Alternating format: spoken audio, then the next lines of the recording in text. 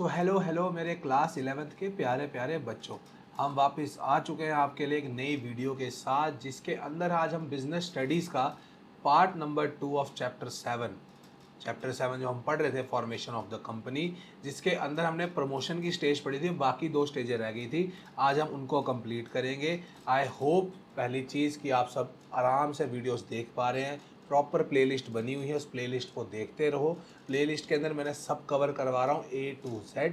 एक important update भी आप लोगों के लिए कि क्लास 12th के बच्चों के लिए भी एक बैच चल रहा है जो बिल्कुल फ्री ऑफ कॉस्ट है हमारे यूट्यूब चैनल के ऊपर, जिसके अंदर मैं आपके प्रणव सर कवर करवा रहे हैं इकोनॉमिक्स और बिजनेस स्टडीज़ बिल्कुल फ्री का मतलब है एक एक चीज़ डिटेल में करवाई जाएगी उसके ऊपर। ये नहीं है कि हाँ भैया प्रॉपर 12th की एनसीईआरटीज़ जो हमारे स्कूल के एनसीईआरटीज़ हैं उनको कवर करवा रहा हूँ with A to Z conceptual knowledge. उसके साथ साथ प्रैक्टिकल उनकी यूजेज क्या क्या है वो भी पता चल रही है। बैच का नाम है कॉमर्स के चीते।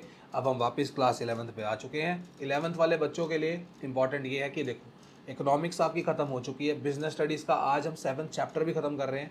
इसके बाद आपका 8th 9th 10th और 11th चैप्टर, 4 चैप्टर रह जाएंगे आपके। देखो, फाइनल एग्जाम के अंदर आपके लास्ट के मेरे हिसाब से 5 या 6 चैप्टर आते हैं और मोस्ट प्रोबेबली हम नवंबर तक ये भी ख़त्म कर देंगे। पूरा आपका बिजनेस स्टडीज़ पूरा ख़त्म हो जाएगा और उसके बाद शायद एग्ज़ाम से पहले इन मंथ ऑफ फरवरी में एक रिवीजन बैच लेके आऊँगा, जिसके अंदर मैं ये चाहूँगा कि बच्चे अब भी आएँ, उन लोगों को मैं शॉर्ट वीडियोस बना के दूंगा, जो इंपॉर्टेंट क्वेश्चंस है वो भी मार्क करके दूंगा।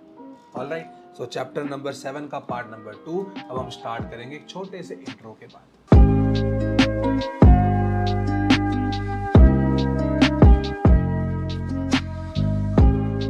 तो चलो अब आ जाओ। देखो, पहले हमने पढ़ा, अब देखो पुराना एक रीकैप कर लेते हैं कि stages in formation of the company बता रहा था मैं आपको कि आइडिया दिमाग में आए, वहाँ से लेके बिजनेस स्टार्ट करने तक जो जो आपके दिमाग में, एक बंदे के दिमाग में रहता है, उसको हम स्टेजेस बोलते हैं फॉर्मेशन बिजनेस के लिए। और ये आइडिया जिसके दिमाग में रहता है उसको हम बोलते हैं प्रमोटर ऑफ द कंपनी। और जो प्रमोशन ऑफ द कंपनी जो फली 3 स्टेजेस में, प्रमोशन ऑफ द कंपनी, दूसरी इनकॉर्पोरेशन और तीसरी कैपिटल सब्सक्रिप्शन है। कैपिटल सब्सक्रिप्शन जो है हमारी सिर्फ पब्लिक कंपनी को करनी पड़ती है। मैं आपको बता रहा था ये जो 2 स्टेजें हैं, सिर्फ अगर मैं इन 2 की बात करूं, इन 2 की, ये प्राइवेट वाले करते हैं। अगर तीनों स्टेजेस की बात की जाए, ये पब्लिक वाले करते हैं। ऑलराइट, पब्लिक कंपनीज ये करती है। प्रमोशन के अंदर मैंने बताया आपको, प्रमोटर लोग होते हैं, उनके दिमाग में आइडिया आता है, सारे सब कुछ अरेंजमेंट वो करते हैं, वो उनको क्या क्या डॉक्यूमेंट बनाने पड़ते हैं उसके बारे में बात की गई है। फंक्शंस क्या है उसके, बिजनेस अपॉर्चुनिटी लाना, फिजिबिलिटी स्टडीज़ करना, नेम अप्रूवल, सिग्नेचर्स के साइन चाहिए मेमोरेंडम पे ऊपर, अपॉइंटमेंट ऑफ प्रोफेशनल्स, ये सब करते हैं। डॉक्यूमेंट्स कौन से, memorandum of association, articles of association, ठीक है। उसके साथ स्टैट्यूटरी डिक्लेरेशन एक चाहिए। इसके बाद में डिफरेंस भी पढ़ा हमने, कंसेंट चाहिए, एग्रीमेंट चाहिए, उनकी पोजीशन भी देख ली हम लोगों ने। आज हम पढ़ेंगे इनकॉर्पोरेशन, यहाँ से शुरू हुआ आपका चैप्टर आज वाला, ठीक है। आई होप आपने पुराने वीडियो अगर नहीं देखे उसको देख लो एक बारी, ईजी रहेगा समझने में, ठीक है। अब सेकंड स्टेज क्या है, इनकॉर्पोरेशन के ऊपर बात करते हैं हम लोग। बिजनेस की इनकॉर्पोरेशन हो रही है कि बिजनेस को ना एक सर्टिफिकेट मिलेगा, सर्टिफिकेट मिल जाएगा इनकॉर्पोरेशन की, भैया ये आपका सर्टिफिकेट। अब वो सर्टिफिकेट मिलेगा कैसे और वो सर्टिफिकेट के बाद होगा क्या, उसका इफेक्ट क्या है, वो सब हम जानेंगे इसके अंदर। अच्छा, जैसे ही अब प्रमोटर्स ने अपना काम कर लिया, उन्होंने नेम अप्रूव करवा लिया, सब कुछ करे, डॉक्यूमेंट लेके अब वो जा रहे हैं, ठीक है। After completing the formalities, promoters make an application for the incorporation. अब उन्होंने एक एप्लीकेशन फॉर्म भरना है कि भैया हम इनकॉर्पोरेशन करना चाहते हैं। किसके पास जाएंगे वो लोग, रजिस्टर ऑफ कंपनीज के पास, ठीक है ना। और उसके बाद वो करेंगे क्या कि प्लान होगा, उसमें हम लोग ऑफिस बना रहे हैं, रजिस्टर्ड ऑफिस बना रहे हैं हम लोग, एक कंपनी हम लोग बना रहे हैं। ऑलराइट, डॉक्यूमेंट कौन कौन से लेके जाते हैं इसके साथ साथ, मेमोरेंडम ऑफ एसोसिएशन जो ड्यूली साइन है हमारा, ड्यूली साइन विटनेसेस है हमारे। जो मैंने बताया था आपको, पब्लिक कंपनी को कितने लोग चाहिए, 7, प्राइवेट कंपनी को 2 लोग चाहिए साइन वाले। फिर मैं आर्टिकल्स ऑफ एसोसिएशन भी लेके जाने हैं जो ड्यूली स्टैंप वगैरह होंगे। रिटर्न कंसेंट, प्रपोज डायरेक्टर का एक कंसेंट होगा कि हम लोग क्वालिफिकेशन शेयर ले रहे हैं, क्वालिफिकेशन शेयर ज़रूरी है लेना। उसके बाद एग्रीमेंट, अगर कोई किया कि एमडी कोई बन गया, कोई मैनेजर बना लिया है, उससे पहले ही हमने किसी को चूज़ कर लिया, वो चीज़ के लिए। रजिस्ट्रार के लेटर की, हाँ भाई नेम की, जो नेम ऑफ द कॉपी का अप्रूवल दिया ना उसने कि हाँ भाई आपकी नेम ऑफ द कंपनी है, ये अप्रूवल आपको मिल गया, वो भी आपको मिल जाएगा, वो भी देना आपने। स्टैट्यूटरी डिक्लेरेशन, जो इलीगल, अगर कोई भी लीगल साइड रिक्वायरमेंट्स है वो सब इसमें लिखी है हमने और हम साइन करके दे रहे हैं कि हम लोग बिल्कुल करेक्ट इन्फॉर्मेशन प्रोवाइड कर रहे हैं। उसके बाद एक इंपॉर्टेंट चीज़ में देनी क्या है, हमने नोटिस देना। नोटिस क्या है कि एक हम लोगों ने रजिस्टर्ड ऑफिस का एड्रेस देना पड़ता है उन लोगों को। ऑलराइट, अगर आपने वो एड्रेस अभी तक नहीं मिला, आपको अभी तक आपको वो एड्रेस आपने नहीं सोचा है, आप उसको बता दो कि इस रोड के ऊपर ये ऑफिस है हमारा, यहाँ हम खोलेंगे, ठीक है ना। लेकिन अगर आपको कंफर्म हो गया, पूरा नाम दो। अगर नहीं हुआ है, ठीक है, it can be submitted with in 30 days. जैसे ही आपको सर्टिफिकेट मिल गया उसके 30 डेज के अंदर अंदर आपको उसको रजिस्टर्ड ऑफिस का पूरा एड्रेस देना पड़ेगा, दैट इज वेरी इंपॉर्टेंट। और लास्ट में रजिस्ट्रेशन की फीस की जो पेमेंट आपने की थी वो भी दे दो। ऑलराइट, जब जैसे रजिस्टर उसको पड़ेगा, वो पूरे सेटिस्फाई हो जाएगी, सारे डॉक्यूमेंट्स कंप्लीट हैं, वो आपको एक सर्टिफिकेट ऑफ इनकॉर्पोरेशन देगा, ठीक है, जिसको हम बोलते हैं बर्थ ऑफ द कंपनी हो गया। जैसे आप पैदा होते हो तो आपका बर्थ सर्टिफिकेट होता है ना, तो सर्टिफिकेट ऑफ इनकॉर्पोरेशन कंपनी का बर्थ सर्टिफिकेट है। It is the birth certificate of the company, जो हाँ भाई इस डेट को कंपनी बनी है, उस पर एक डेट मेंशन होती है कि इस डेट से कंपनी बनी है। ऑलराइट, और नवंबर 1 2000 से एक CIN भी देना शुरू कर दिया हमने, कॉर्पोरेट आइडेंटिटी नंबर। पहले क्या होता है, सर्टिफिकेट दे दिया कि आप लोग बिजनेस स्टार्ट कर सकते हो, लेकिन नवंबर 1 2000 के अंदर उन्होंने बोला, 1 नवंबर को 2000 में, सन 2000 में उन्होंने बोला कि यार एक CIN नंबर भी होना चाहिए, हर एक बिजनेस का एक अपना नंबर होता है, वो भी देना पड़ेगा हम लोगों को। ये देखो सर्टिफिकेट ऑफ इनकॉर्पोरेशन की एक फोटो दिखाता हूँ मैं, ये देखो आपको दिख रहा है ना, ये लिखा हुआ मैंने कंपनी का नंबर, ये CIN यही है, ये नाम लिखा हुआ कि कंपनी हम लोग खोल रहे हैं, ये सब कुछ इसमें मेंशन हुआ हुआ। ऑलराइट सर, इफेक्ट क्या है, व्हाट इसका क्या है सर, सर्टिफिकेट ऑफ इनकॉर्पोरेशन क्यों चाहिए, क्या इससे क्या क्या चीजें पता चलती है। सबसे पहली चीज कि company is legally born on this date. जो डेट उस पर लिखी है, 1 जनवरी, 2 जनवरी, 5 जनवरी, 10 सितंबर, 20 सितंबर, वो कंपनी का बर्थडे है, उस दिन कंपनी का बर्थडे होगा, ठीक है। हैप्पी बर्थडे करेंगे कंपनी को सारे, कि वो एक कंपनी का बर्थडे आ जाएगा, उस दिन से कंपनी लीगली कंपनी चल रही है। दूसरा, उस दिन कंपनी लीगल आइडेंटिटी बन जाएगी। अगर आप अकाउंट्स पढ़ रहे हो, उसके अंदर आपको एक कंसेप्ट पढ़ाया जाता है, company and owner are separate entities. दोनों लोग अलग अलग होते हैं भैया, ये कंपनी और ओनर दोनों अलग अलग हैं। देखो, कंपनी के नाम पे आप गाड़ी ले सकते हो, ओनर के नाम पे भी गाड़ी ले सकते हो, इसका मतलब दोनों अलग अलग नाम के लोग हैं ना यार। ये बेशक आर्टिफिशियल पर्सन है, लेकिन एक अलग इंसान को माना जा रहा है, इसको अलग इंसान दर्जा दिया जा रहा है। तो कंपनी और ओनर दोनों अलग अलग हैं, तो कंपनी की लीगल एंटिटी आ जाती है, क्योंकि ओनर कल को मर भी जाए, कंपनी नहीं खत्म होती जब तक आप उसको खत्म बंद ना करो खुद, उसको हम बोलते हैं डिसोल्यूशन। जब तक आप खुद ही डिसॉल्व नहीं करोगे ना, खत्म नहीं करोगे, तब तक कंपनी वही बंद होगी, तब तक कंपनी चलते रहती है। ये 12th में कंसेप्ट आपको आएगा, तभी आप समझ लो कि हाँ भाई ये क्या है, कि कंपनी को है ना, जो हमारा बोले थे लीगल एंटिटी बन जाती है, अलग पहचान है, और उसके अंदर परपेचुअल सक्सेशन, मतलब कि ओनर चेंज होते बेशक रहेंगे, ओनर मरता है, नया आ जाएगा, खत्म हो गया नया आ जाएगा।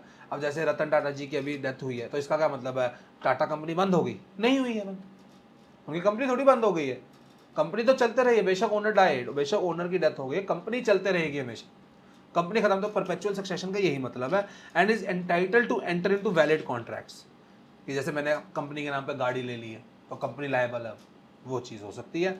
Once issued, company becomes a legal business entity respective of any flaw in its registration. जैसे ही रजिस्ट्रार ने इसको इशू करके हमारे हाथ में दे दिया ना, अब कंपनी चाहे किस मर्जी ऑब्जेक्टिव से बनी हो, बेशक उसमें कोई प्रॉब्लम आ गई हो, बेशक कोई फ्लॉ आ गया हो, बेशक रजिस्ट्रार ने ध्यान से कहीं कुछ मिस कर दिया हो, कुछ नहीं अब हो सकता, कंपनी बन चुकी है भैया, अब वो लीगल एंटिटी है, आप जो मर्जी कर लो, ठीक है। उसके बाद it is a conclusive evidence of legal assistance of the company. अब देखो कंक्लूसिव एविडेंस का मतलब क्या, देखो फॉर एग्जाम्पल, मैं 1 सितंबर को मैंने रजिस्ट्रार के पास गया कॉर्पोरेट, इसके लिए सर्टिफिकेट ऑफ इनकॉर्पोरेशन के लिए, इसको मैंने फॉर्म शॉर्म डॉक्यूमेंट सबमिट करवा दिया, ठीक है, सब कुछ दे दिया। अब 5 सितंबर को मेरे हाथ में सर्टिफिकेट आ गया, मेरे हाथ में 5 सितंबर को विद मी, और ये ना ये रजिस्ट्रार ने साइन, ये 1 सितंबर को मैंने अप्लाई किया था, सर्टिफिकेट आया ना मेरे हाथ में, मैंने उस पर डेट पढ़ी, उस पर लिखा हुआ था 1 सितंबर। 1 सितंबर सर, 5 को उन्होंने साइन करके रख दिया हुआ था।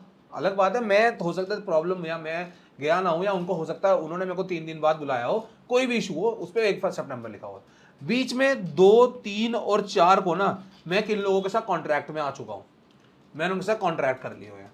अब मेरे दिमाग में ये था, मैंने कॉन्ट्रैक्ट किए हैं, 5 का सर्टिफिकेट पे डेट होगी तो उस तरह से मैं देख लूंगा करना है नहीं करना, प्रमोटर का ही करता था ना, कि कॉन्ट्रैक्ट, अब कंपनी की मर्जी है, कॉन्ट्रैक्ट में जाए नहीं जाए उसकी मर्जी है, ठीक है। तो उसी हिसाब से ना अब वो सारे जो मैंने 2 3 4 को जितने भी कॉन्ट्रैक्ट किए थे ना सब वैलिड हो गए अब, क्योंकि कंपनी के CIN नंबर जो है, कंपनी की जो डेट है वो 1 सितंबर की है भैया, वो 5 की नहीं आई है। तो इसका मतलब ये है कि कंपनी एक कंक्लूसिव एविडेंस बन गया है। डॉक्यूमेंट्स ऑफ रजिस्ट्रेशन जो यहाँ पर वही लिखा हुआ है कि वो साइन हुए थे, फाइल किए हुए थे 6 जनवरी को, सर्टिफिकेट हमको 8 जनवरी को मिला, ठीक है ना, लेकिन जो डेट थी वो 6 जनवरी को ही है, सर्टिफिकेट पे डेट 6 जनवरी की आई। It means the company was in existence, मतलब कंपनी एग्जिस्ट करती थी उस दिन, और contract sign on 6 January are valid, मतलब कि 6 और 7 को जो भी मैंने कॉन्ट्रैक्ट किया वो सब वैलिड हो गए।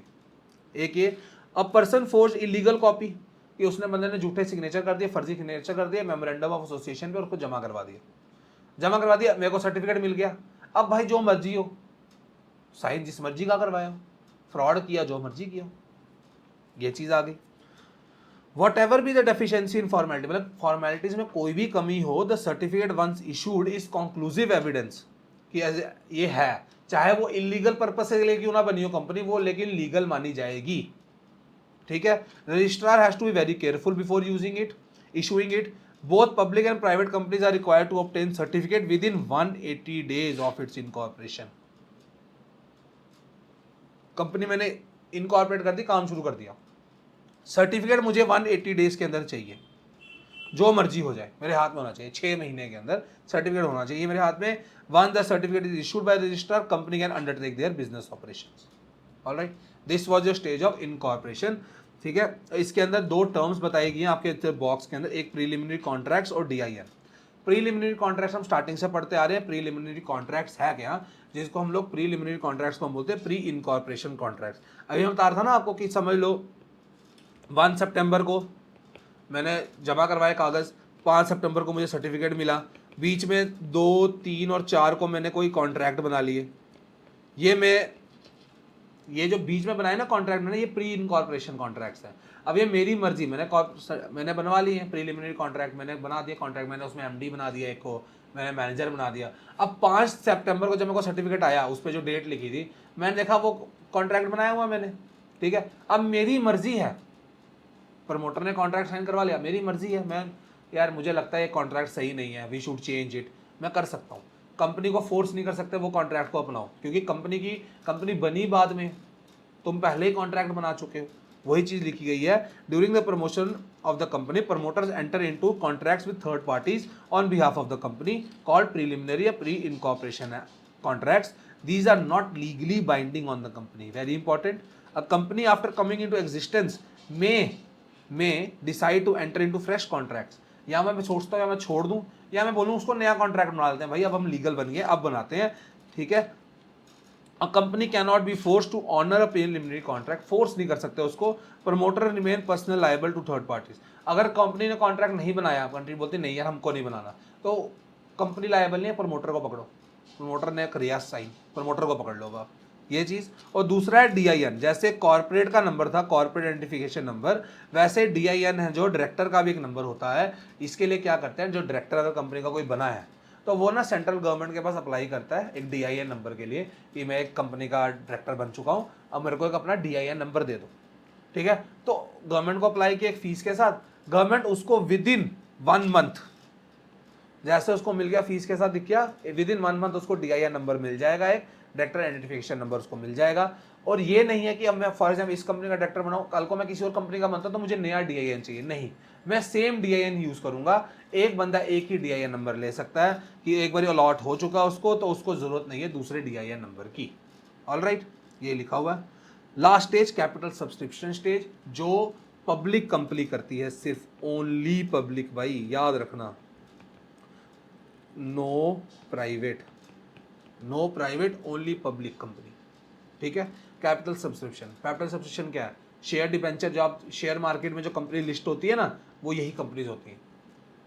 क्या करते हैं हम लोग, शेयर लेते हैं, पैसे देते हैं कंपनी को, उसके बदले हमें शेयर मिलते हैं, उसके बदले हमें प्रॉफिट या डिविडेंड भी मिलता है, वही कैपिटल सब्सक्रिप्शन को हम लोग पढ़ेंगे। Capital subscription is a stage after getting the certificate of incorporation, यहां से पढ़ेंगे पहले। The private company get formulated and can commence their business activity, private बन गई, प्राइवेट चल रही है, but a public limited company has to perform the third stage and get a certificate of commencement. Commencement का certificate भी चाहिए, वो कब मिलेगा, कैपिटल सब्सक्रिप्शन के बाद, alright, a public company can raise the required funds from the public issuing securities जैसे share और debenture. It has to issue a prospectus that is a invitation. Prospectus पता क्या होता है?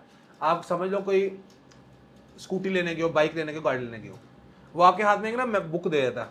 उसमें आप सारी बुक्स के सारी अपनी बाइक की फीचर्स डिटेल्स, अपने पहले पहले पेज में आता है कंपनी कौन सी है, उसके ओनर कौन कौन है, फिर आपको दिखाई देता है कि कंपनी गाड़ी का मॉडल कौन सा, उसकी स्पेसिफिकेशन दिखाते हैं, सब कुछ दिया होता है ना आपको. वैसे कंपनी की भी प्रोस्पेक्टस होता है. उसके अंदर पहले पेज पे ऊपर आपको ये दिख रहा है ना, आपको पहले पेज में कंपनी का ओवरव्यू होगा, फिर मैनेजमेंट की टीम होगी, फिर सिक्योरिटीज क्या क्या देते हैं, कैसे हम पैसा यूटिलाइज करते हैं, वो सब कुछ उसके अंदर लिखा होता है. वो एक प्रोस्पेक्टस होता है, invitation to the public to apply for securities. कि हाँ भाई आप हमारे पास शेयर डिबेंचर खरीदने आओ या फिर हमारे पास पैसे जमा कराओ, ठीक है, हम आपको तो फायदा देंगे. ये चीज़ कभी कभी जरूरी नहीं है पब्लिक कंपनी ऐसा ही करे, कभी कभी अपने दोस्तों से भी ले सकते हैं पैसे वो. अब देखो ना इतनी पब्लिक कंपनी है दुनिया के अंदर, सारी थोड़ी लिस्टेड है. कुछ लोगों ने हो सकता है अपने दोस्तों से अपने रिलेटिव से पैसा लेके स्टार्ट किया हो बिजनेस को, तो उस जगह पे उन लोगों को प्रोस्पेक्टस इशू करने की जरूरत नहीं. उस जगह उन लोगों को प्रोस्पेक्टस नहीं इशू करना, उसके बदले statement in lieu of prospectus issue करना है, जो हमको रजिस्ट्रार ऑफ द कंपनीज को दिखाना पड़ता है. जो हमको रजिस्टर ऑफ द कंपनी को दिखाना पड़ेगा 3 दिन अलॉटमेंट से पहले.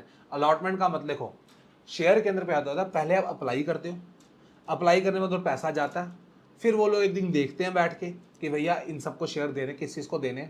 फिर जो शेयर को जब वो देंगे ना आपको, जब मतलब कि फॉर एग्जाम्पल एक कंपनी ने आपको शेयर दिए, तो उसको बोलते हैं कंपनी ने शेयर अलॉट किए हैं आपको. द वर्ड इज अलॉटमेंट का मतलब मैंने आपको शेयर प्रोवाइड किया, मैं एक कंपनी है, मैंने आपको शेयर प्रोवाइड किए हैं, आप बोलोगे मुझे शेयर मिल गए यार कंपनी के. कंपनी ये बोलेगी we allotted shares to that person, we allot किया हमने, ठीक है. तो उन्होंने 3 दिन से पहले statement in lieu of prospectus हमको रजिस्ट्रार के पास जमा कराना पड़ता है. ये भी जरूरी है. जिन्होंने प्रोस्पेक्टस यहाँ प्रोस्पेक्टस करा लो जमा, या जिन्होंने अपने दोस्त यारों से पैसे लेने हैं, रिश्तेदारों से पैसे लेने हैं, जो शायद ना भी दें, क्या पता, यहाँ हो सकता है दे भी दें, उनके लिए statement in lieu of prospectus करना है. स्टेप्स क्या क्या चाहिए भाई? स्टेप्स क्या फॉलो करने पड़ते हैं? सबसे पहले सेबी से अप्रूवल चाहिए. सेबी क्या है? Securities exchange board of India, जो हमारी कैपिटल मार्केट का सारा देख रेख इनके पास है. जैसे मनी मार्केट आरबीआई करता है, reserve bank of India. Capital market share debenture जो हमारे हैं ना, वो सब हमारे सेबी करता है, securities exchange board of India. ये गाइडलाइंस इशू कर देता है for the disclosure of information and investor protection. अब देखो सेबी क्या करता है, सेबी का एक ही काम है. देखो सेबी क्या करता है, कंपनी को बोलता है भैया तुम सारी इन्फॉर्मेशन सारी ना, सारी चिट्ठा किट्ठा खोल के अपना दे दो. कि फॉर एग्जांपल आपने 5 साल से चल रहे हो, आपको दो समझ लो 2020 में 21 में आपको लॉस हुआ, 22-23 में आपको प्रॉफिट हुआ, 24 में भी आपको प्रॉफिट हो रहा है. आप उनको सब कुछ दिखाओ, कुछ छुपा के नहीं रखना आपने. ये चोरी छुपे वाला काम नहीं होगा, सब कुछ उनको A to Z इन्फॉर्मेशन दो, ताकि जो जो बंदा आपकी कंपनी में इन्वेस्ट करे वो सब प्रोटेक्टेड फील हो. सेबी का ये काम है, वो प्रोटेक्ट करता है इन्वेस्टर्स को जो जो उधर शेयर खरीद रहा है. Alright, a public company inviting funds from the general public must make adequate disclosure of relevant information and must not conceal any material information for the potential investor. छुपा के कुछ नहीं रखना है, सब कुछ बताना है. This is necessary for protecting the interest of the investors. Prior approval from SEBI is required before going ahead with raising funds from public. ये भी जरूरी है. फिर आता है फिलिंग ऑफ प्रोस्पेक्टस.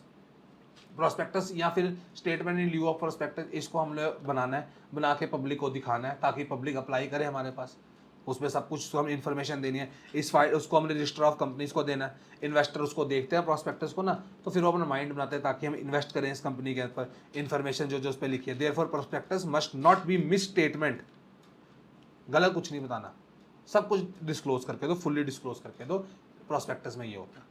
फिर आता है appointment of bankers, brokers, underwriters. अब क्या हुआ, अब शेयर आ गए ना, अब बैंकर हमको चाहिए. जो जो बंदे शेयर अप्लाई करते हैं ना हमारे पास, वो पैसा सारा एक बैंक अकाउंट में जमा हो जाता है. बैंक का काम समझ आ गया. पैसा वो सारा अपने पास रखते हैं अलॉटमेंट के बाद. जब बोलो कि जो लोगों ने अप्लाई किया, फॉर एग्जांपल आपकी क्लास में अब 40 लड़के हो, आपने देखा रिलायंस के शेयर खरीदने ना, तो आप 40 लोगों ने शेयर खरीदे, तो आपका पैसा सारा बैंक में गया, तो इसलिए बैंकर अपॉइंट हुआ. ऑलराइट, बैंकर क्या करता है, वो एप्लीकेशन मनी को रिसीव करता है आपके. ब्रोकर क्या करते हैं, हर्षद मेहता देखा है, शेयर मार्केट वाले क्या करते हैं, वो लोग ब्रोकर रखे होते हैं उन्होंने, तो वो क्या करते हैं, शेयर को बेचते हैं आपको, ठीक है ना. वो बीच में खड़े हो जाते हैं कि भैया आप लोग ये शेयर खरीदो, आप ये शेयर खरीदो, आपको ये फायदा होगा, आपको वो फायदा होगा. आजकल तो बड़ी कंपनीज भी हैं, they act as brokers for you, सारी आपको देते हैं. जेरोडा एक .com है शेयर्स के लिए, बिटकॉइन के लिए कॉइन्स अपने अपने हैं, जो शेयर जो बच्चे लेते हैं मुझे नहीं पता कि आजकल तो मैं देखता हूँ क्लास 11-12 के बच्चे भी शेयर मार्केट को सीख रहे हैं, उनको समझ आएगा कि ब्रोकर इंपॉर्टेंट भी होता है कभी कभी। ब्रोकर क्या करता है, वो सेल करता है शेयर्स को, फॉर्म डिस्ट्रीब्यूट करता है, पब्लिक को इनकरेज करता है तुम सामान खरीदो, ठीक है। बैंकर और ब्रोकर समझ आ गया। तो अंडरराइटर कौन है?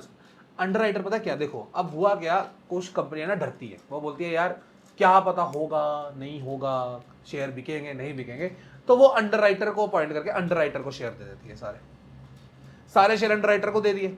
तो अंडरराइटर क्या करता है, अंडरराइटर खुद बेचता है उसको, अंडरराइटर उसके बदले पैसा ले लेता है, अंडरराइटर खुद बेचता है शेयर अपने हिसाब से, और जितने भी पैसे आते हैं उसमें से कमीशन ले लेता है वो। जैसे ब्रोकर फीस लेगा ना, अंडरराइटर कमीशन ले लेते हैं। फॉर एग्जाम्पल उन्होंने देखा कि 10,000 का आपको फायदा हुआ, मुझे आप 1,000 रुपये कमीशन दे दो, मुझे 500 रुपये कमीशन दे दो। तो अंडरराइटर ये करता है, if company is not assured for a good public response to the issue, it may appoint underwriters. Alright, तो अंडरराइटर्स कौन है? Undertake to buy the shares if these are not subscribe to the public. अगर for example समझ लो 50,000 share, ठीक है, 40,000 हो गए हैं, 10,000 बचे हैं, ये 10,000 मैंने अंडरराइटर को दे दिए। अब इसने अंडरराइटर ने 10,000 शेयर ले लिए, उसके बदले उसने क्या किया, इफ पब्लिक ऑफ इसने ये ले लिया, इसको कमीशन मिली for underwriting the issue, appointment of underwriter is not necessary. जरूरी नहीं है, कभी कभी सारी कंपनियां 50,000 के सारे शेयर अपने भेज देती है, ये भी है जरूरी। उसके बाद एक इंपॉर्टेंट टर्म है मिनिमम सब्सक्रिप्शन, जो सेबी ने लेके आए थे। इसने बोला फॉर एग्जाम्पल आपकी कंपनी के 50,000 शेयर्स हैं, ऑलराइट, और एक शेयर 10 रुपए का, टोटल वैल्यू कितनी होगी? 5 लाख रुपए। मतलब आपकी कैपिटल 5 लाख की हुई ना, कैपिटल तो आपकी 5 लाख की हुई ना, 5,000 शेयर, एक शेयर 10 रुपए का, तो 5 लाख की कैपिटल हुई। अभी जो 5 लाख रुपए है ना, आपको मिनिमम टू मिनिमम 90% मिनिमम आपको मिलना चाहिए, अप्लाई होना चाहिए, मिनिमम 90% आपके हाथ में होना चाहिए, फिर आप अगले स्टेप पे जाओ, नहीं तो आपकी कंपनी हमें लगता है डूब भी सकती है। तो सेबी ने ये चीज बोली है कि मिनिमम, मतलब कि अगर मैं बोलूं 5 लाख का 90% कितना होगा आपका, 5 लाख का, I have a calculator with me, 5 lakh का अगर मैं बोलूं आपको 90%, वो हो जाएगा आपका 4.5 लाख रुपए। 4,50,000 आपके पास मिनिमम सब्सक्राइब होगा, तभी आप आगे के स्टेप्स करो, मतलब अपनी, नहीं तो अपनी सब्सक्रिप्शन को रोक लो और जो सारे पैसे हैं वो वापस दे दो लोगों को, ठीक है। अब यही चीज मैं आपको इधर पढ़ के बताता हूँ कैसे पैसे वापस दे रहे, देखो वो भी आगे आएगा, ठीक है। In order to prevent companies from commencing business with inadequate resources, the company must receive application of certain minimum number of shares before going ahead to the allotment. ये allotment मत करना, minimum to minimum subscription आपके पास होनी चाहिए। As SEBI guidelines, limit कितनी है? 90% of the size of issue। मतलब कि 5 लाख का है तो 4.5 लाख रुपए, 10 लाख का है तो 9 लाख रुपए, इतना होना चाहिए। If application received are less than 90%, the allotment cannot be made and the application money received must be return to the applicants. वो सारा पैसा जो रिसीव हो वो वापस दे दो, अलॉटमेंट मत करना। मिनिमम 90% से ज्यादा होना चाहिए, 90%, 4.5 लाख रुपए कम होना चाहिए। अगर 10 रुपये भी कम है तब भी मत करो, ये चीज आ गई। फिर स्टॉक एक्सचेंज के बाद एप्लीकेशन दे दो एक। स्टॉक एक्सचेंज कौन है? जैसे कि बॉम्बे स्टॉक एक्सचेंज है, BSE, नेशनल स्टॉक एक्सचेंज है, इन सब के पास भी तो हम जाते हैं, इधर ही तो शेयर वाले लिस्ट होते हैं। इसके लिए स्टॉक एक्सचेंज वालों को एप्लीकेशन देते हैं हम लोग कि हमारे शेयर लिस्ट करो भैया वहाँ पर। रिलायंस वालों के आते हैं, MRF के आते हैं, वहाँ पर कितना बिकते हैं वो। तो एप्लीकेशन स्टॉक एक्सचेंज को देते हैं for permission to deal in its share and debenture. If permission is not granted before 10 weeks, 10 हफ्ते, मतलब कि 2.5 महीने, 2.5 months from the date of closure of subscription list, list of allotment shall become void. Allotment खत्म कर दी है, जो money receive है हमको 8 दिन के अंदर अंदर, 8 दिन के अंदर अंदर वापस देनी है। क्या बोला गया है उधर? तो बोला गया कि 90% तो होना चाहिए, उसके बाद 90% हो गया, अब आपने देखा कि हाँ भैया स्टॉक एक्सचेंज में आपने लिस्ट करना है, वहां पर भी 10 हफ्तों के अंदर अगर स्टॉक एक्सचेंज वालों ने आपको बोला कि नहीं, तो आपको जो जो पैसा रिसीव हुआ ना, आपको वो 8 दिन के अंदर वापस देना है, ठीक है। फिर अलॉटमेंट। अब अलॉटमेंट क्या है? मैंने आपको बताया कि शेयर को अलॉट कर दी, अब कंपनी ने बोला अब शेयर अलॉटमेंट करें, लास्ट स्टेज है, शेयर अलॉट करना शुरू कर दूंगा मैं, ठीक है, मेरे को पैसे आ गए। Till the time shares are allotted, application money receive should be remain in separate bank account. अब जो पैसा मेरे को आया ना शेयर के लिए, वो सारा अलग बैंक अकाउंट में रहता है। उस हिसाब से अब होता गया, अगर शेयर अलॉट, फॉर एग्जाम्पल देखो 5 लाख रुपए का मेरा था ना, मेरे को 5 लाख रुपए रेज करना था, इतने का मैंने किया था। मुझको एप्लीकेशन मनी जो रिसीव हुई मुझको हो गए 6 लाख रुपए। अब 5 लाख ही तो मैं 5 लाख ही कर सकता हूं। अब ये 6 लाख है, 1 लाख रुपए एक्स्ट्रा जो है इसका मैं क्या करूं? दो तरीके बेटा, दो तरीके क्या है। पहली चीज, आप लोगों को पैसे वापस कर दो, एप्लीकेशन मनी लोगों को वापस कर दो, या फिर आप उन लोगों को बोलो कि भैया आपका ये 1 लाख रुपए हमारे पास रहेगा, ये जमा रहेगा, जब कल को शेयर आएंगे नए ना, हम आपको अलॉट कर देंगे नए शेयर। अगर आपको ये तरीका मंजूर है कि हाँ भाई कल को नए शेयर आएंगे, सबसे पहले हम आपको मौका देंगे, ये 1 लाख के शेयर आपको मिलेंगे। समझ लो अगली बारी कंपनी ने फिर 5 लाख रुपए करने थे रेज, उनको पता है उनके पास 4 लाख रुपए पड़े हैं, तो उनको पता उनके पास 1 लाख रुपए पड़ा हुआ एक्स्ट्रा, तो उन्होंने सिर्फ 4 लाख रुपए रेज किए कि हाँ भाई वो 1 लाख भी एडजस्ट कर सके और उसके अलॉटमेंट उन लोगों को, पुराने लोगों को दे सके।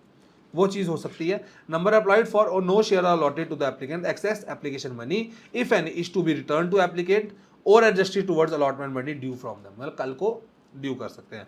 Allotment letters are issued to allottees, की लेटर उनको मिलता है पूरा, और return of allotment signed by director is filed with the register of companies within 30 days. जब ये हो गया उसके बाद हमने जो जितना भी हमने रिटर्न देना ना उनको, अब उसके एक एप्लीकेशन साइन करता है डायरेक्टर या जो भी हेड होगा कंपनी का, और रजिस्ट्रार ऑफ कंपनीज में देखता है कि हमने अलॉटमेंट कर दी है। Alright, this was your chapter. उसके बाद हमारा लास्ट में एक बॉक्स बना हुआ 1% कंपनी। देखो एग्जाम पॉइंट ऑफ व्यू में ना इसके ऊपर एक केस स्टडी बन सकती है, I am most sure case study इसके और बनती है कभी कभी, ठीक है। तो मैं आपको इंपॉर्टेंट इन्फॉर्मेशन इसके बारे में बताता हूँ कि 1% कंपनी है क्या। जैसा नाम बता रहा है ना, अब कंपनीज एक्ट जब 2013 आया, 2013 जब लागू हुआ, उसके बाद 1% कंपनी का कंसेप्ट आ गया। 1% कंपनी का ये मतलब था कि एक बंदा एक कंपनी चला सकता है। एक बंदा मतलब एक ओनर होगा, मतलब एक ही शेयर होल्डर होगा, एक ही प्रमोटर होगा, सब कुछ 1% है, ठीक है, सब वही करेगा। और ये शुरू किसके लिए किया गया? जो छोटे लेवल पे स्मॉल एंटरप्रेन्योर्स है ना, उनको बूस्ट करने के लिए। क्यों? क्योंकि कंपनी के इतने ज़्यादा प्रोसीजर होते हैं, इतना कम्प्लेक्स सिस्टम होता है ना, उनको डिफिकल्टी होती है, दे फील डिफिकल्टी कि हाँ वो कैसे काम करें। तो इसी वजह से इसके ऊपर 1% कंपनी को लाया गया कि इसके अंदर बोला गया कि हाँ भैया इन लोगों को फायदा हो। अब ये तो है नहीं ना कि हाँ यार 2013 के बाद इसका कंसेप्ट आया। 2005 में जे ईरानी की कमेटी थी, एक्सपर्ट कमेटी थी, उन्होंने रेकमेंड किया 1% कमेटी को 2005 में, और 2013 में आया 8 साल के बाद। उन्होंने बोला कि स्मॉल एंटरप्रेन्योर्स को बहुत डिफिकल्टी होती है, उनके लिए ये ले आओ ताकि वो लोग का पैसा एनर्जी उस जगह पे ना सारा वेस्ट हो जाए, इससे अच्छा उनका सारा पैसा बिजनेस पे लगे। ऑलराइट, ये 1% कंपनी की बात है। ये देखो एक बंदा ही सब कुछ कर रहा है विद द इम्प्लीमेंट। देखो इंपॉर्टेंट क्या है, इम्प्लीमेंटेशन हुआ कंपनीज एक्ट 2013 में, जे ईरानी कमेटी जो थी हमारी उसके थ्रू हुआ है ये। उन्होंने फॉर्मेशन दिया इसका कि small entrepreneur is not compelled to devote considerable time energy resources on complex legal compliance, उधर ना फंस जाए वो। It avails benefit of all private, जो प्राइवेट कंपनी के सारे फायदे सब इसको मिलते हैं। बस ये बोला कि पहली 2 स्टेजें करता है, प्रमोशन और इनकॉर्पोरेशन। ये कैपिटल सब्सक्रिप्शन नहीं कर सकता क्योंकि वो पब्लिक कंपनी को मिलता है, तो इसको ये मिल जाता है। 1 शेयर होल्डर, सिंगल ओनर है, सब कुछ यही है। लेकिन इसका इंपॉर्टेंट कंसेप्ट क्या है? सबसे पहला जो इसका हेड बनेगा ना, वो रेजिडेंट ऑफ जो इसका बन सकता है, नेचुरल पर्सन, मतलब कि जो इंसान हो वो। दूसरा इंडियन सिटीजन होना चाहिए और रेजिडेंट होना चाहिए। इंडियन सिटीजन तो आप समझ गए, जो यहाँ पैदा हुआ है, जिसको इंडिया का ही पासपोर्ट, सारे कागज इंडिया के हैं वो। या फिर जो एक नॉमिनी बन सकता है ओपीसी का। फॉर एग्जाम्पल मेरे फादर ने मुझे नॉमिनी रखा किसी जगह पे, नॉमिनी रखते थे ना हम लोग। तो जैसे आपका बैंक में अकाउंट हो, अगर बैंक अकाउंट में आपके उधर एक नॉमिनी लिखा होगा, आपने मदर का नाम या फादर का नाम दिया होगा आपने, वो चीज़ भी होती है। रेजिडेंट ऑफ इंडिया का मतलब क्या हो गया? रेजिडेंट, देखो सिटीजन कौन हो गया? जो यहाँ पैदा हुआ, जो यहाँ रहा, जिस सब कुछ यहीं का है। रेजिडेंट कौन है? जो 182 डेज कम से कम यहाँ रहा हो। There is a difference. बचपन से हम वर्ड सुनते आ रहे हैं रेजिडेंट रेजिडेंट, लेकिन जब आप कॉमर्स में आते हो रेजिडेंट का मतलब ये हो जाता है इन इकोनॉमिक्स और बिजनेस स्टडी, चाहे आप कल को नेशनल इनकम पढ़ोगे ना, वहाँ पर भी रेजिडेंट वर्ड बहुत यूज होता है। रेजिडेंट बंदा वो होता है जो 182 डेज कम से कम इंडिया में रहा हो, कम से कम 182 डेज इंडिया में रहा हो, वो होता है रेजिडेंट ऑफ इंडिया, ठीक है। एक वो बंदा हो सकता है। दूसरा, एक बंदा एक ही ओपीसी बनाएगा। ओपीसी मतलब 1% कंपनी, एक बंदा एक ही बना सकता है, और एक बंदा एक ही कंपनी का चला सकता है, और नॉमिनी भी बन सकता है। नॉमिनी भी एक का ही बन सकता है, ठीक है। दूसरी बात, अगर गलती से हुआ क्या, छोटे होते मेरे पापा ने एक 1% कंपनी बनाई, मैं तब छोटा था, मुझे नहीं पता, मुझे नॉमिनी रखा था उन्होंने। अब मैंने कल को 10 साल के बाद मैंने भी एक 1% कंपनी बना दी। अब हुआ क्या, फॉर एग्जाम्पल उसके फादर एक्सपायर हो गए, ठीक है, मेरे फादर एक्सपायर हो गए फॉर एग्जाम्पल, अब मैं क्या करूँगा, अब बाय चांस किस्मत की वजह से अब उसका नॉमिनी मैं था, मैं उसका भी हेड बन गया, तो मैं उसका भी हेड बन गया। ये बाय फॉर्च्यून या बाय वर्च्यू हो सकता है, जान पूछ के नहीं हो सकता। ऑलराइट, जान पूछ के नहीं। Where a national person being member in OPC becomes member in another such company by virtue कि नॉमिनी था, तो उस बंदे को भी क्राइटेरिया मीट करना पड़ेगा। कौन सा वाला, कि 182 डेज वाला, रेजिडेंट वाला। मैं फॉर एग्जाम्पल मैं इंडिया में हूँ, मैंने 1% कंपनी बनाई, ठीक है, मेरा बेटा कल को फॉरेन में चला गया, वो वहाँ रह रहा है, फॉरेन से इंडिया में आया, वो अपनी दूसरी किसी स्टेट में उसने 1% कंपनी बना दी। अब हुआ क्या, लॉ तो कहता है कि एक ही 1% कंपनी होगी। हुआ क्या, for example by any virtue और कोई भी, चलो एक्सपायर हो गया बंदा, अब उसका बेटा उधर भी नॉमिनी था, वो उसका भी हेड बन गया, उसका भी हेड बन गया। अब 182 डेज होंगे तभी हेड बनेगा ना, नहीं तो कैसे बनेगा, ठीक है। माइनर कोई नहीं आ सकता भैया, माइनर मतलब 18 साल से नीचे कोई बच्चा नहीं आ सकता। OPC can not be incorporated और कन्वर्टेड इनटू कंपनी, नहीं बना सकते हो, लेकिन एक्सेप्शन है, बना भी सकते हो। कैसे बना सकते हो, कैसे, देखो, पहली चीज कंपनी बना सकते हो, लेकिन ऐसे नहीं, बनता नहीं है। It can not carry out NBFI, मतलब कि शेयर डिवेंचर वाला जो पब्लिक कंपनी नहीं करती है, वो भी नहीं कर सकती है। No such company can voluntary convert into any kind of company. देखो मैंने बताया ना, कंपनी नहीं बन सकता, सेक्शन 8 बोलता है कि आप इसको कंपनी नहीं बना सकते, लेकिन 2 सिचुएशन ऐसी जहां बन सकती है। 2 सिचुएशन कौन सी है, ठीक है, कि 2 साल हो गए कंपनी को बने हुए, 2 साल हो गए, 2 ईयर्स हो गए कंपनी को बने हुए, वेरी इंपॉर्टेंट लाइन, 2 साल हो गया कंपनी को बने हुए, इनकॉर्पोरेट हुए हुए, अब तो हम इनकॉर्पोरेट बोलेंगे, ठीक है। उसकी शेयर कैपिटल ना 50 लाख से ऊपर हो गई है अब, या उसका टर्नओवर है ना जो वो 2 करोड़ के ऊपर हो गया हो, तब वो एक कंपनी बना सकता है, अगर ये दोनों क्राइटेरिया मीट हो रहे हैं, वो भी 2 साल के बाद, फिर वो बना सकता है, नहीं तो नहीं बना सकता। So this was all your 1% company, और ये चैप्टर नंबर 7 आपका पूरा कंप्लीट हो गया है। इसके बाद हम लोग चैप्टर नंबर 8 आएगा, सोर्सेज ऑफ बिजनेस फाइनेंस, की फाइनेंस कहाँ से अरेंज करता है business. This was your chapter number 7। So I hope आप लोगों को अच्छे से समझ आ रहा है सब कुछ। जो सीरीज चल रही है, मैं इसको ब्रेक नहीं लगा रहा हूँ, जैसे मर्जी मैं आपको लेक्चर प्रोवाइड कर ही दे रहा हूँ, चाहे हफ्ते में 1 हो या 2 हो। ये लास्ट था जब आपको इस हफ्ते एक ही लेक्चर मिल पाया, I am so sorry due to some issues, ठीक है ना। पिछले 2 हफ्तों से कुछ प्रॉब्लम चल रहा था, पंगा चल रहा था यार, क्या करें, थोड़ा सा हो जाता है इधर उधर। तो नेक्स्ट वीक से आपको वापस लेक्चर मिलना शुरू हो जाएंगे। टिल देन वीडियो को लाइक करो, शेयर करो, सब्सक्राइब करो चैनल को हमारे, ताकि आपको और नई नई वीडियोस मिलती रहे। सब्सक्रिप्शन से हम लोगों को सब्सक्राइब करते हो ना, लाइक करते हो ना, टीचर को एक मोटिवेशन मिलता है। फ्री एजुकेशन करवाने का थोड़ा सा एक स्माइलिंग फेस हमें भी दिखे कि हाँ भाई हमारे बच्चों को कुछ समझ आ रहा है। तो अपना ध्यान रखो। Till then good bye.